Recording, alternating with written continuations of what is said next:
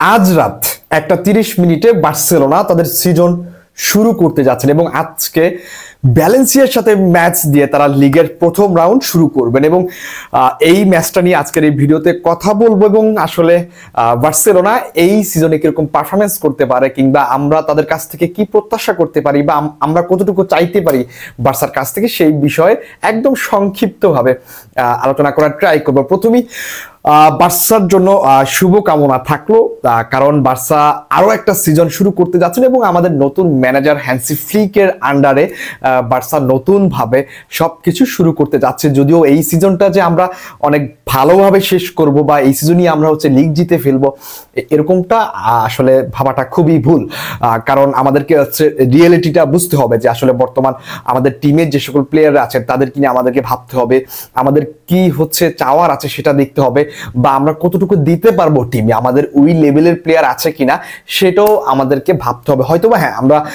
তর্কের খাতিরে অনেক কথা বলি, মাদ্রিদকে নিয়ে কথা বলি, সেটা হয়তোবা আমরা রাইভালিটির জায়গায় কথা বলি, বাট এই মুহূর্তে এটা আপনাকে মেনে নিতে হবে যে মাদ্রিদ যে টিমটা তৈরি করেছে এই সিজনের জন্য সেই টিমের সাথে আসলে আমাদের যদি ম্যাচে ভালো করতে হয় বা এল ক্লাসিকো জিততে হয় তাহলে আমাদেরকে অনেক প্রচন্ড পরিমাণ ফাইট দিতে হবে এবং প্লেয়ার যারা আছেন তাদেরকে 100% মাঠে দিতে হবে। বাট সেই জায়গাতে না গিয়ে আমি যদি বলি যে এই সিজনে বার্সেলোনা কেমন করতে পারে, প্রথম কথা আমরা একটা সামঞ্জস্য চাই, একটা টিম বন্ডিং চাই এবং টিমের ভিতরে একটা স্পিরিট আসুক। এই বার্সার যে ইতিহাস রয়েছে, ঐতিহ্য রয়েছে, আমরা যদি বলি সেই গোল্ডেন জেনারেশন জাবি ইনিয়েস্তার যুগটা, সেই যুগটা না পেলেও বা সেই যুগের মতো যদি আমরা খেলা নাও পাই, বাট সেই যুগের প্লেয়ারদের ভিতরে যে টিম স্পিরিটটা ছিল, টিমের প্রতি যে একটা ভালোবাসা ছিল প্রত্যেকটা প্লেয়ারের ভিতরে, না আমাদেরকে জিততেই হবে, সেই মনোবলটা আমরা এই প্লেয়ারদের ভিতরে দেখতে চাই এবং হ্যান্সি ফ্লিকের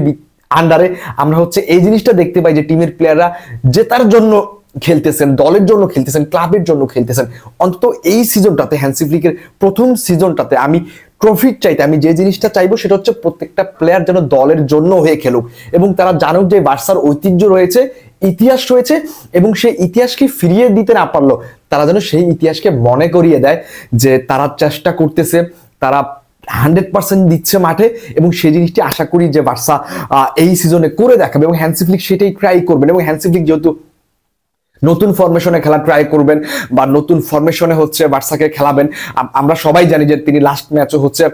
4-2-3-1 তিনি শুরু করেছিলেন। সো অ্যাটাকিং মাইন্ডে ফুটবলটা তিনি খেলতে চাচ্ছেন বা খেলাতে চাচ্ছেন বার্সাকে এবং সেটা আসলে বার্সা কতটুকু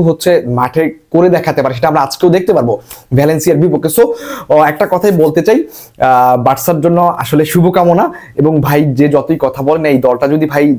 আরো সামনে 10 বছরও হারে টানা তবুও এই দলটা করতেই হবে, কারণ ক্লাব এই দলটার মাধ্যমে আমি ক্লাব ফুটবলকে